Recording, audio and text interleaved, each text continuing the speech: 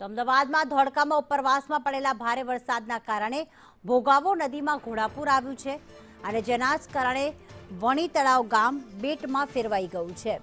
નદીના પાણી ગામમાં ફરી વળતા ચારે બાજુ પાણી ભરાયા છે અને એના જ કારણે અન્ય ગામોનો બાકીના વિસ્તારો સાથેનો સંપર્ક પણ તૂટી ગયો છે।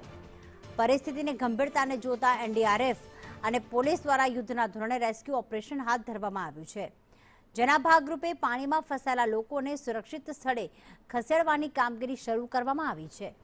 આ ઉપરાંત આનંદપુરથી બુરાનપુર જતો એપ્રોચ રોડ પણ પાણીમાં ગરકાવ થઈ ગયો છે। તો અમદાવાદના ધોળકામાં વણી તળાવ વાળમાં બેટમાં ફેરવાયું છે। એનડીઆરએફની ટીમ દ્વારા બચાવ કામગીરી રેસ્ક્યુ કરવામાં આવી રહ્યું છે। ધોળકામાં છેલ્લા 72 કલાકથી આ જ પ્રકારની સ્થિતિ છે। એક તો વરસાદ વરસ્યો અને બીજું ઉપરવાસમાં પાણી ભરાતા વરસાદ સારો વરસતા ભોગાવો નદીમાં અત્યારે ઘોડાપૂર આવ્યું છે અને જે એપ્રોચ રોડ છે તે પાણીમાં ગરકાવ થઈ ચૂક્યો છે। એક જગ્યાએથી બીજા જગ્યાએ જવા માટે ક્યાંક અત્યારે રેસ્ક્યુ ટીમનો જ ઉપયોગ કરવામાં આવી રહ્યો છે।